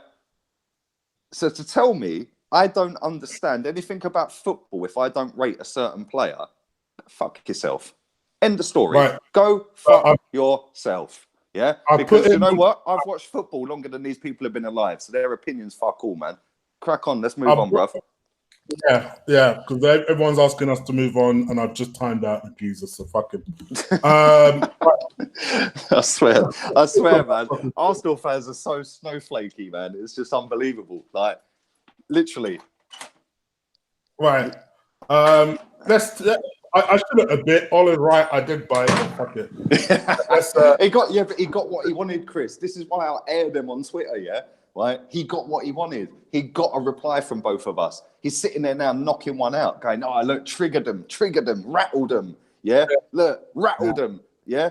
That's what they do. Mate, half of these fucking people are 14 years old. Why even waste time on them? Every day I get a dickhead, like maybe 100 dickheads over the course of a day in my notifications on Twitter. Yeah? I swear to fucking God, I sit there pissing myself laughing at some of the shit they say just so they can get a few likes from other people that are the same as them, that are recluses, that don't go to fucking football matches, that are 14, 15, 16 years old, that have got no fucking life outside of Twitter because they can't socialise with people, yeah? And they think that they're triggering me. Yeah, cool. I'm fine with it, man. Like I said, I flog double glazing, man. I get abuse every day. Yeah? Twitter's a walk in the park, bruv. Yeah? Fuck these people. Because people are begging us to move on, so let's move on. Right. Let's go into the Q&A section. I had lots and lots of Q&A. Go on, man. Fire them away. Fire them away, man. Let's do loads. Let's do loads, man. Let's talk about Article 13. So I had a question yesterday about Article 13 and what kind of effect you expect that to happen and have over content creators and us two. I know you had your own thoughts about this. Mine are slightly different. Do you want to give your own thoughts about Article 13? Yeah, to be honest, I don't know the full ins and outs, like 100%. I ain't read up. I ain't an expert on it. But from what I gather, it's to stop copyright and stuff like that. And basically, you know, if you're posting a video Like, let's say, for example, I go to a football match and I start posting videos that I've recorded at the game. Firstly, you're not supposed to record at a football ground in this country. Fact. Yeah, you're not supposed to even take a photo at a football ground, right? Yeah. You're not. Every single football stadium in this country, every single football stadium in England, it's got signs up all around it, inside the ground, on the concourse and all that, saying you're not allowed to take any photographs or videos whilst you're at the game, whilst the players are on the pitch, right? So the fact that the clubs pretty much let everyone get away with it, right? But if you then take a video of, like, let's say you're standing in the North Bank and you're videoing a free kick or a penalty of Aubameyang, and he scores it and you upload that to YouTube, bang, you're gone. Copyright. Premier League will be all over you. You're fucked, right? And you get a copyright strike. You get 3 of them, your channel's closed, right? Well, I've never had a copyright strike. I've had things like videos disabled where I've used a copyrighted thumbnail.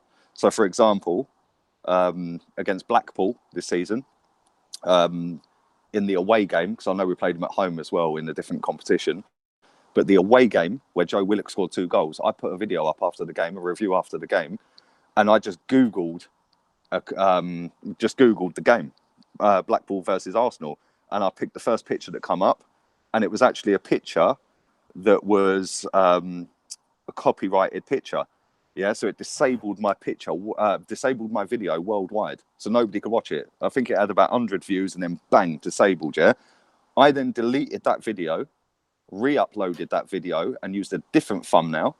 I got somebody. I picked a different thumbnail. I got somebody to send me a picture from the game or whatever, and that's cool. But now, if I go to the game, every time I go to a game, I'll take a photo of the players on the pitch lining up just before kickoff, and that's my thumbnail when I go to a game. Right. That now will probably be copyrighted. Because the Premier League will go, no, you can't fucking, even though it's my photo on my device, that will probably be copyrighted, because the Premier League will kick in and go, no. We've got the live rights. Do you think Article 13 has helped that then? I do, but obviously we'll see. We'll see what happens. But in terms of my channel, all of my content's my own.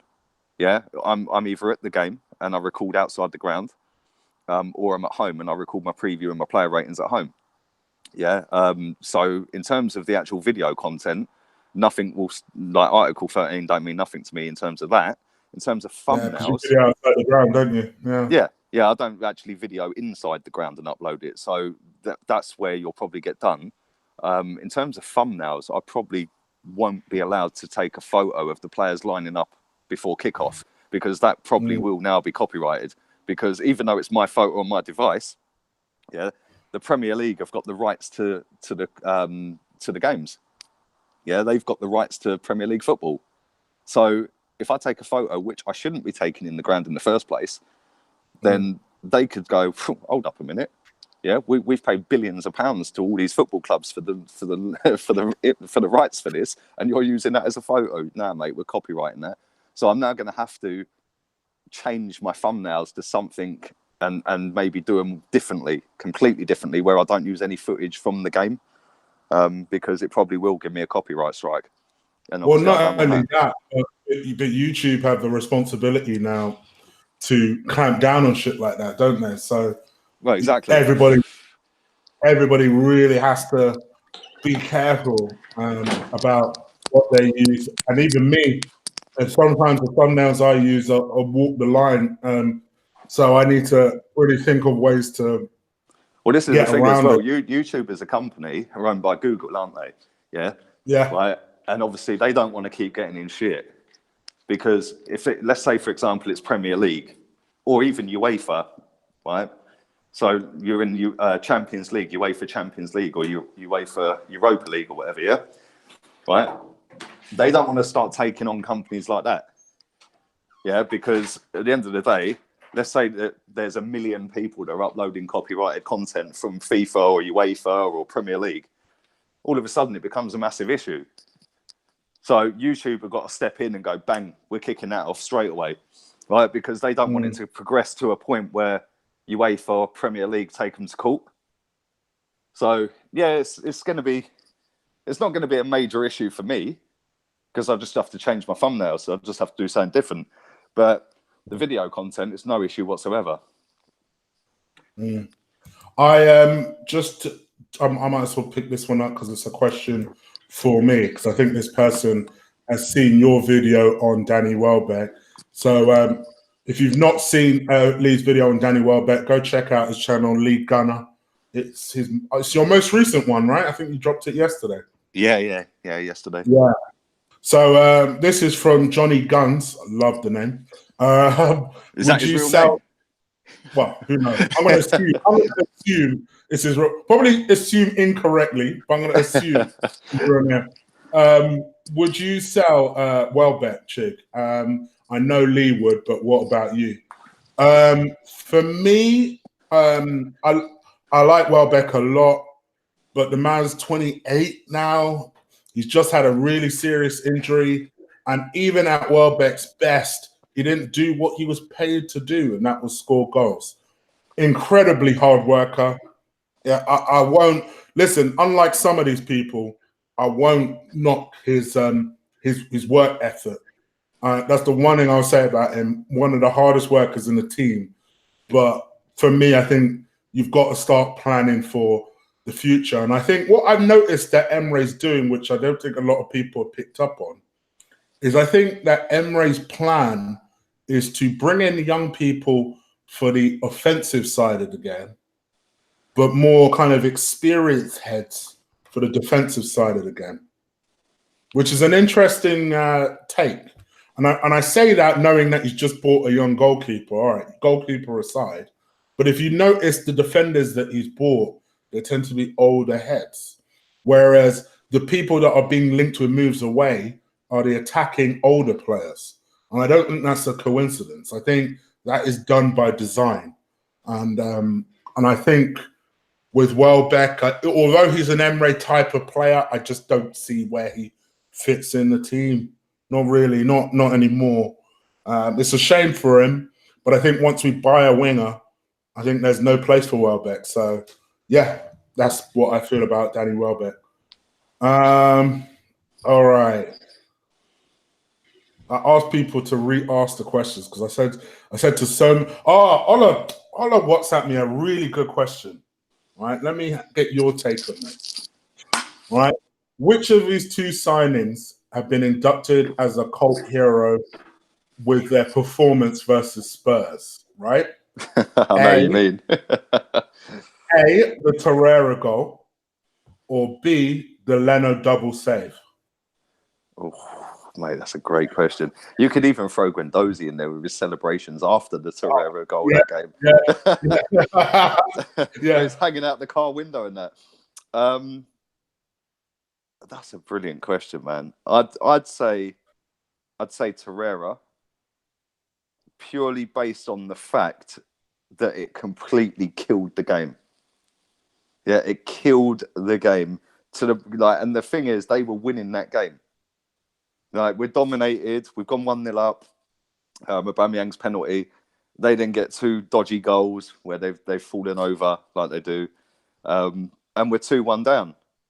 Aubameyang scores a screamer to get us 2-2, and then Lacazette. The reason I'm picking that goal is because Eric Dyer was giving it that one, yeah, and telling Ramsey to go sit back on the bench.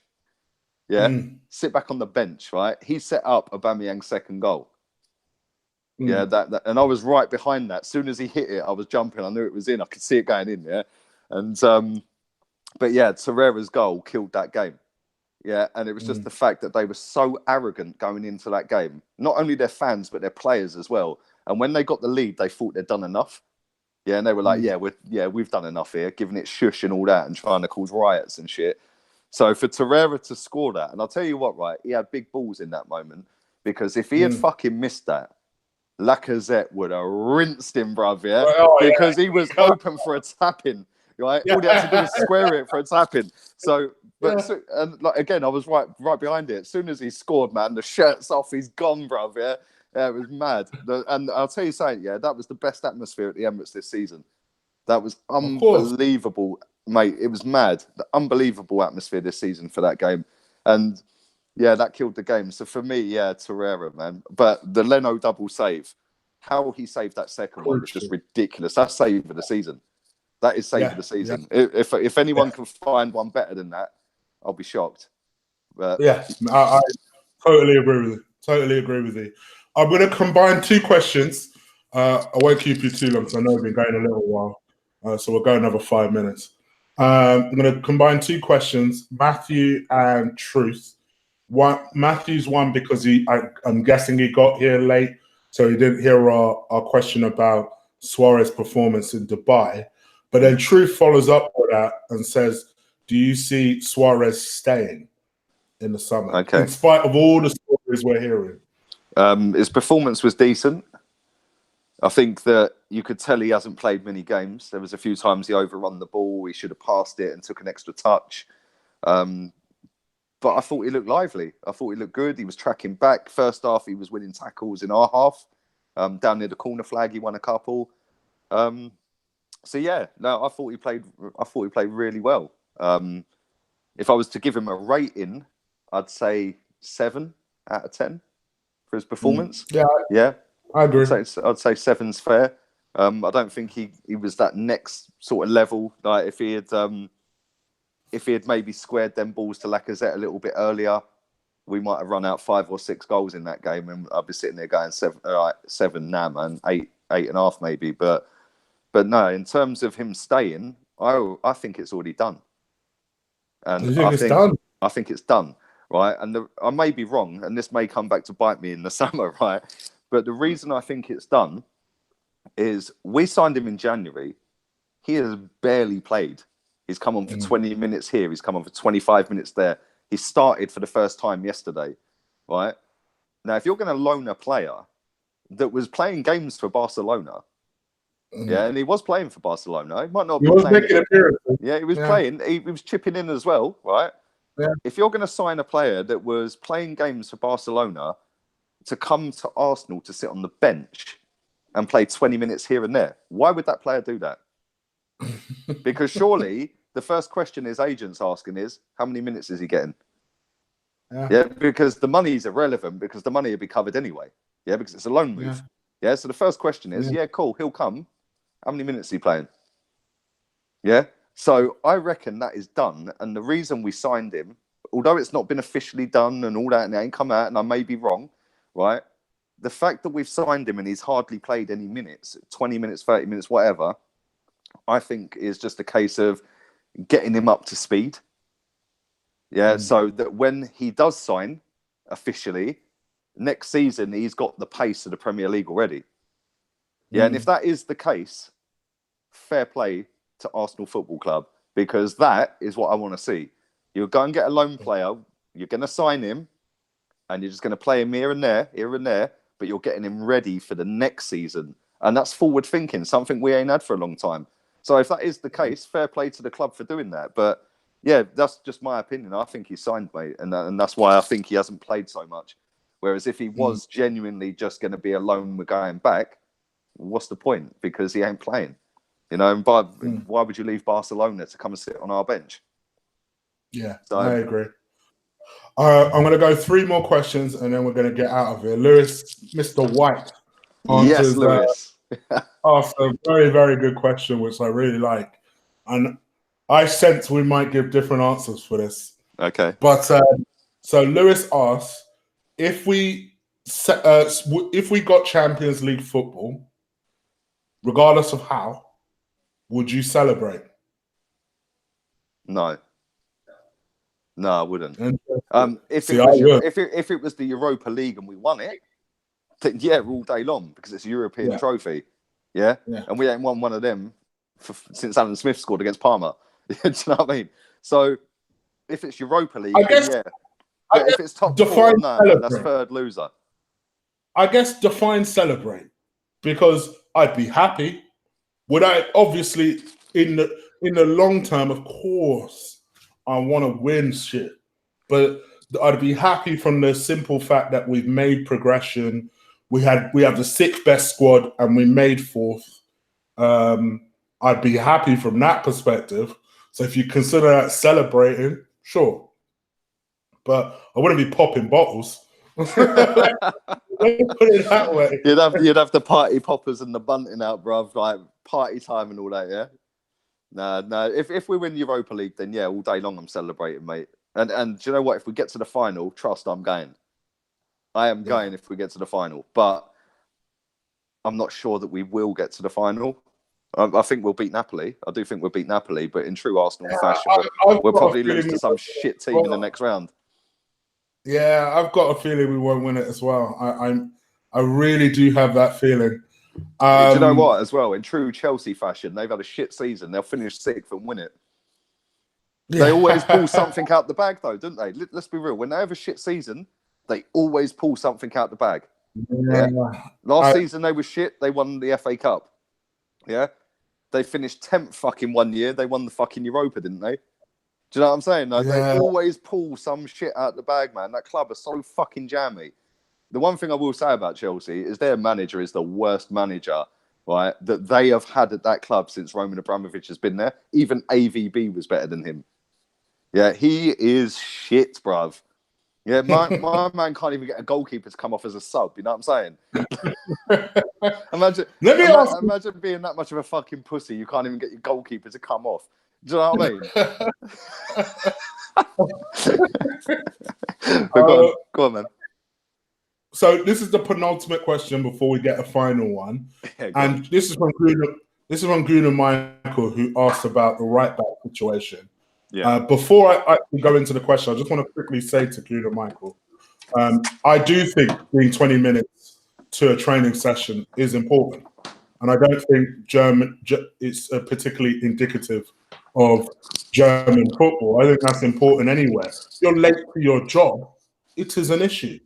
Straight up. And part of his job is training. So that's where I do disagree with you. But I'm going to just read this particular question out. He says, with Ainsley Maitland-Niles improving at right back this season, and with Bellerin having a nasty injury and might not come back the same player he was before, does that mean that Ainsley Maitland-Niles will be the main right back or right wing back? I hope not. I hope not. I hope we go and buy one, mate. Okay. Because although Maitland-Niles says he wants to play right wing or right wing back, and we all know that he's a midfielder, but he has never pinned down that midfield position. For me, unless he holds down a position, which I can't see him doing, he's going to be another Oxlade-Chamberlain. That's how I look at it, yeah? Very talented, very good player, but ultimately you're a utility player right now because you are a CM, right?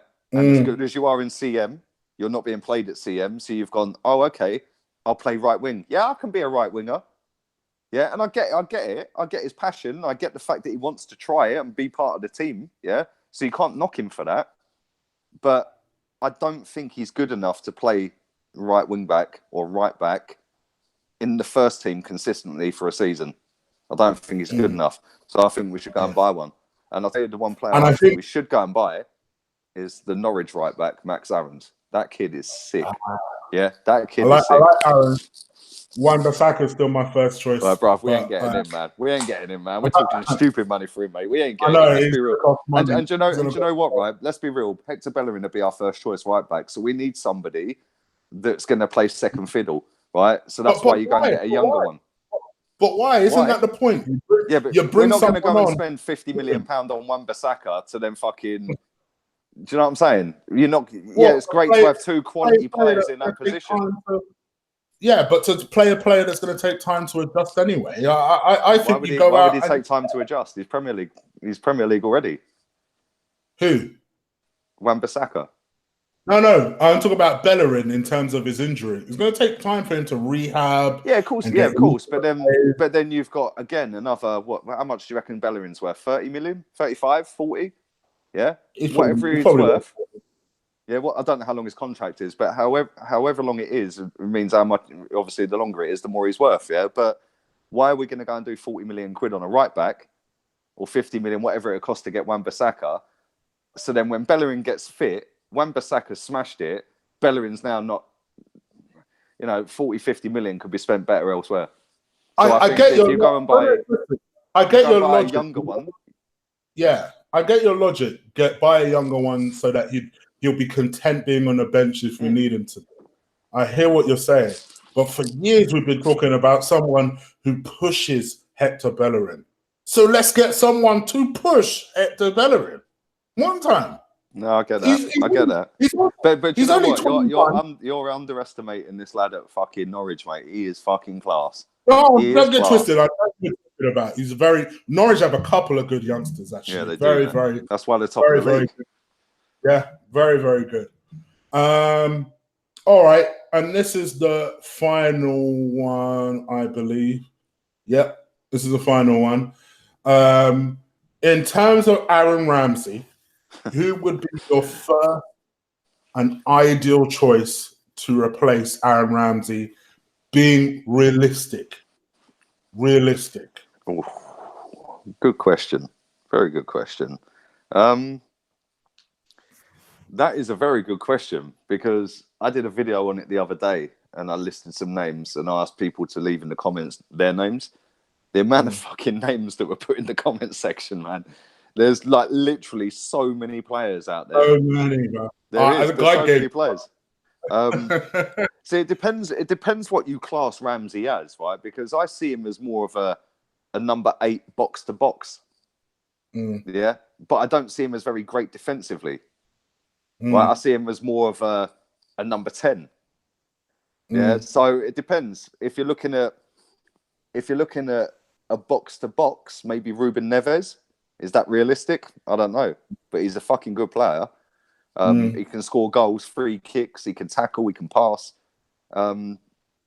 He's done really well for Wolves. So for me, him. There's a lad at Leverkusen, Kai Havertz. Yeah, he's more of an attacking minded rather than a defensive mind. Yeah, he's a very good player. And again, both of these clubs, no disrespect to them, but we're massive compared to them. So if we come in, the chances are they're going to go, whoa, hold up, I want to go Arsenal now. But the problem is both of them players have had fantastic seasons, right? And there's not going to be just one club looking at them. There's going to be 3, 4, 5 clubs looking at both of them. So I don't know. Mate, if he's free, right? Like I said, that's Granit Xhaka's replacement right there, bruv. Yeah, if he's free. But I don't know. It's difficult, right? Because so many people worship Aaron Ramsey, right? I said in my video when I done it the other night, for me, he's a club legend for the 2 cup final goals, right? But for his Premier League career in a decade, bang average. Not been good enough, yeah? But for the cup final winners, club legend, right? And it was, again, very similar to Xhaka. It's sort of like the divide on it was mad. Like, because so many people go, fucking not club legend, he's shit. Then other people are going, no, he's been brilliant. So it's like, but when I look at his stats in terms of goals, he averages 4 goals a season. 4 goals a season. Can we replace 4 goals a season? But then people tell me, yeah, but it's his link-up play, it's this, it's that. Yeah, that's great. That's cool. But, and I'm not trying to hate on Aaron Ramsey here, but he will get found out. He'll get found out at Juve, mate. I'm telling you. Yeah. I agree with you, don't get me wrong, but I do get the defense a little bit more with Aaron Ramsey. Like, I get the other side of the argument a little bit more than I do with Granit Xhaka. At least with Ramsey, 100%, definitely, man. Definitely more at least with Ramsey, I can see what he contributes. The man, sometimes aimlessly, I'll give you that, but the man can run and run and run, and I do think we'll miss that. I do. But I also agree with you. I don't think he's irreplaceable. My choices would be either Neves or Barella. Those would be my 2 choices. Yeah. Mate, Neves is the one. The Neves is the one, though. That guy is so fucking talented. It's unreal. Yeah. I think that costs stupid money, though, man. I think your David Brooks one is catching because Archie's just suggested it. Yeah, see, that's another one. Like, listen, I said that. Like, listen, if you're going to be realistic about it, like the guy who asked the question, yeah, big him up, yeah, right? Neves is going to cost upwards of 50 million quid. So is that realistic for Arsenal? I don't know. Probably not, right? What about Rabiot? What about Well, so Rabiot? yeah, Rabiot's on a free, but if you're on a free, you're going to have 3, 4, 5, 6 teams looking at you. This is the one that throws the most money, isn't it? Yeah, we ain't going to throw the most money. Man could walk straight into Barcelona. He could walk into Madrid. Yeah, he could walk into fucking anywhere, mate. He's a good player, right? But that David Brooks, I said it in my video the other night, yeah? That guy, again, has had a fantastic season this season, right? He's young and he plays for Bournemouth. No disrespect to them, but he plays for Bournemouth. If Arsenal Football Club come in for you, you're leaving Bournemouth. End of. And the 3 that I've just mentioned there, right? Take Rabiot out of it. Take Rabiot out of the equation. Neves, Brooks, Havertz. If Arsenal Football Club come in for any of them 3, they're leaving. End of. Yeah. And if there's no other teams involved, if it's a stay at the club I'm at or go to Arsenal Football Club, they're all leaving. Yeah. If there's other clubs involved, that's when it gets a grey area, because it then depends on what clubs come in. Are they better than Arsenal? Have they got more chance to win a title or trophies? Are they paying more money? And before you know it, you're in a bidding war and you're fucked. Yeah, because if City or United come in, you're fucked. I just put out Madison as well. I do like Madison. Yeah, you said that to me the other day. Yeah, you said that to me the other day when I did that video. But I think that kid is so good, so good. He's the one person that's achievable. We could get him. So yeah, man. Do one more question. Do one more question. Now I'm going. And all sorts of names now. McGray, is that Brighton, Jonathan? I can't remember. McGurry, is that his name? McGurry. Am I even saying it right? Do one more question. Now I'm going. Yeah, I'm on 5%. One more question. Yeah, man. All right, cool. Your missus is gonna kill me, by the way. So, right. Let's see. Okay. Let's do this one, last one. So we keep talking about a winger. Why can't I say his name? Carrasco, or is that his name? Carrasco. Fucking hell. What again? Fucking hell, bro. Carrasco. Yannick Carrasco. Wasting his career in China. Yannick Carrasco or Sa? Carrasco all day long. Yeah. I've got him. Sa's good. And I like Sa a lot, but I think Carrasco is a proven player. Do you know what? It's funny because I mentioned, Sa in my video the other night, actually. I think it was my Welbeck video. People were going to me, why are you mentioning wingers to replace a striker? I was like, because Welbeck plays on the wing half of the time. Yeah, but Sa's good. But I said in that video that he's very Iwobi-like, right? Oh. He's got all the talent in the world, yeah? He's quick. He's physical, but his final fucking ball lets him down. See, you call him an Iwobi. Like I can't help but think he's a bit of a B-Tech Pepe. Nah, man. Nah. Do you know why I compared him to Iwobi? It's because everything, like, if you look at the game where he played against us, 11 players on the pitch, right? When Socrates was on the pitch, man didn't get a sniff, right? As soon as we went down to 10 men, Monreal got rinsed.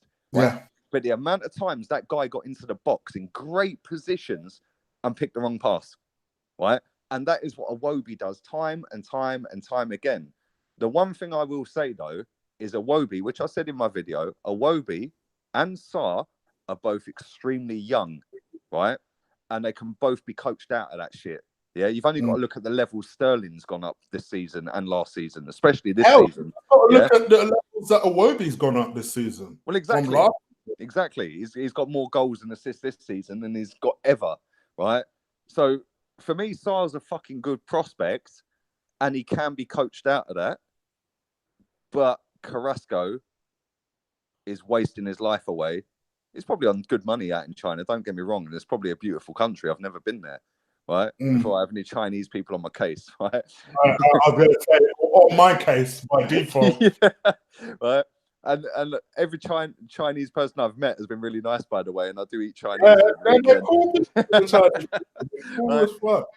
No, but all jokes aside, Carrasco, that was a weird move in the first place to leave Atletico to go there. But I think Atletico have got a partnership or some sort, or they own that club or something, right?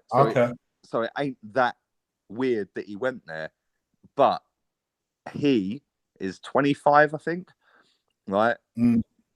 And when he was playing for Atletico, I was like, oh my fucking God, this geezer's sick. Yeah. And when he moved to China, I was just like, what the fuck? Yeah, really? it caught everybody by surprise. Yeah, like, it was what? like, mate, you've moved to China. You're 23 years old or 22 or whatever he was at the time. I was like, what the fuck is that all about? Yeah. Because he was ripping La Liga up. He was doing bits in La Liga. Yeah. And like, if he becomes available in the summer and it's not stupid money, buy him all day long. Yeah. Buy him all day long. Yeah. And again, like Perisic was linked with us in January. I wouldn't go anywhere near him, mate. I don't think he's anywhere near good enough. He's a good player, but he ain't good enough. Yeah, he don't even look great in La Liga. Yeah, so how's he coming to the better league, right? In terms of physicality, pace, power, it's the most draining league. Yeah, look at Lucas Torreira this season. Look how fucked he's looked in the last 2 months. Yeah, right. Perisic is up and down, up and down, up and down the wing. Yeah, he'd be dead by fucking October, bruv. He would. Let's be real. He'd be dead. I agree with you. I think Perisic is a good player, but like you just said, I think beautifully actually, is the longevity of him. I do worry about that. I do. I'd like to see someone 25, 26 or younger come into the team, especially the way we play. The way Emre demands a lot from his players. And I worry if a 29, 30-year-old, although we've seen Mkhitaryan hack it for certain periods this season, but long term, what can he actually offer us? Exactly. And a player who's on a decline as well. So one more name I want to throw in as well, who I would fucking take in a heartbeat, bruv. In a heartbeat, Felipe Anderson. Yeah, that guy at West Ham. When he went to West Ham, I was like, right, you paid £40 million for him. I was like, really? And to be fair to him, that sort of contradicts what I said about Perisic a minute ago, yeah? Because he has fucking smashed it this season, right? When we played West Ham at the Emirates, oh my God, mate, I was at that game, yeah? That geezer was giving me kittens, bruv. I swear, every time he got the ball, he scared the shit out of me, mate. He is fucking rapid. Aubameyang's quick. That guy's fucking rapid. Yeah, he was so good against us. Yeah, and I've seen some of the goals he scored this season. Left foot, right foot, fucking all types of different goals, yeah? And I know they paid 40 million quid for him, but that guy, mate, no disrespect to West Ham. I quite like West Ham as a football club, right? But he's too good for them. He should be at a bigger club, right? And I think he might be in the summer. I think a bigger club will come in for him and they'll just sell him because that's what their owners do. But yeah, that's another one I'd throw in there. Fucking Felipe Anderson, man. Sick player. And of course, Lozano, that people are still in love with from the World Cup. Oh, man. Another one. I love that guy too. Another one who's fucking rapid. Yeah, raw pace, man. I'm telling you, you can't beat it. If you can dribble and you've got raw pace, yeah, you're scared the shit out of every fullback in this country. Yeah, because they just start trotting backwards, man, and then they fall on their ass. You know what I mean? It's then whether you've got the fucking pass to finish it off, though. That's the problem. Speaking as a defender once upon a time ago, nothing scared me more than pace. Nothing. Exactly. So if you can run at a defender with pace, trust me, they're terrified. That's why you leave a couple on people, just to warn them. But anyway, that's pretty much it from us. A nice, long, solid show for the download. So thank you, Lee. Thank you, brother. I appreciate it. No, nice one, man. Thanks for having me back on. I hope you can hear me as well, right? Because my battery was dying halfway through it, so I had to plug. I'm on an iPhone X, yeah. And for anyone who don't have an iPhone X, there's no aux cable on it. So to plug my charger in, I have to plug it in where the headphones go in. It's just fucking backwards. So yeah, I hope you can hear me because I'm currently charging. I can actually hear you fine. Yeah. Can hear you fine. I hope it comes out all right on the audio, man. But yeah, thanks for having me back on. Thanks to everyone who's watched. Don't forget, like the fucking content, man. There's probably been hundreds of people watching it, so go and like it. Drive that like button, as Lee says up, man. Thank you so much, people. Lee, do you want to let the people know where they can find you your show and what you're doing tomorrow. Yeah, man. Lee Gunner 82 on Insta and Twitter. Not that I care about my Twitter, but it just goes fucking stupid. I hate Twitter. Worst platform out of a lot of them. But yeah, Insta, come follow me there. It's nice over on Insta. It's chilled. And Lee Gunner on YouTube. Tomorrow I'm dropping 2 videos. 2 players that I'd be getting rid of in the summer. Didn't have time to do one of them tonight, so I'll be doing a double upload tomorrow. One of them, I'll give you the heads up on them now. One of them will be Petr Cech. I'd replace him in the summer. And I know we've got Martinez down at Reading. For me, not good enough. So I'm going to give you 3 options of Petr Cech's replacement. And the other one is Mohamed El I'm living the dream at Arsenal. So, yeah. I did. I'll tell you what, though. I'll tell you something. I'll never forget his goal against Barcelona, bruv. What a goal. So, yeah, I'll be giving you 3 replacements for him as well. None of them are going to be defensive midfielders because he don't even get in the fucking squad most games. So why would I replace a defensive midfielder with a defensive midfielder that ain't getting in the squad? I'm going to replace him with players that will get in the squad. So, yeah, keep your eyes peeled for that tomorrow. I'll be dropping 2 videos tomorrow. We should have kept that as a surprise, but yes, for me, no, you've got to put that out there, man. Give him a teaser. I'm also dropping a double, but I'm not going to do it the same day as Lee. Otherwise, that just looks ridiculous. So I'll do it on Friday, where I'm going to finish my chopping block series for March, given that we are now at the end of March, where I finish off with Cost the Boss. That's my surprise one. And you sounded like Chris Eubank then, mate. and then Nacho Monreal, who are my final 2. And I'm going to explain why I believe the club will not extend their contracts. I know, they will extend Nacho's contract in order to sell it. Yeah. In order to sell it. So, yeah. So you'll stick around. I'll explain. Explain. Do hit that subscribe button. I'll be back at the weekend to do a podcast, probably with Ola. I haven't actually asked Ola, but he's in the chat room, so he'll tell me yay or nay. And probably Sadia, because I keep meaning to get Sadia on and do a podcast. So, yeah.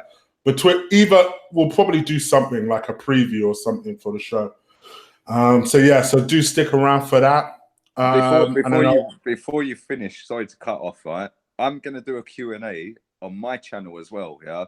I said that yesterday on my video yesterday. Keep your eyes peeled for my video on Friday. Yeah, not tomorrow. Friday's video where I'll do the last player out the 10 I'd replace. The pinned comment on Friday's video, put your questions on that comment. Don't put them anywhere else because I won't read them.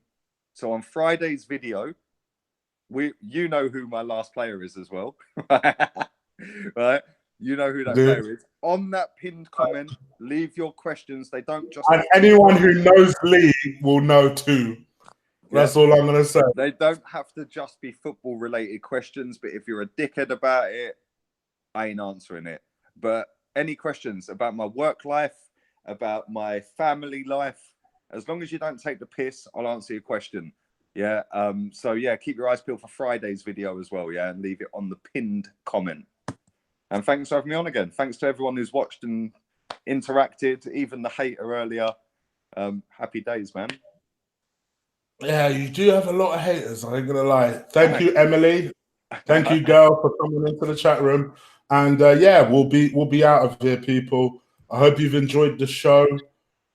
Take care. And Lee, take us out. Emery in forever. There you go. And ever. And fucking ever. We out of here. Oh, and Xhaka out.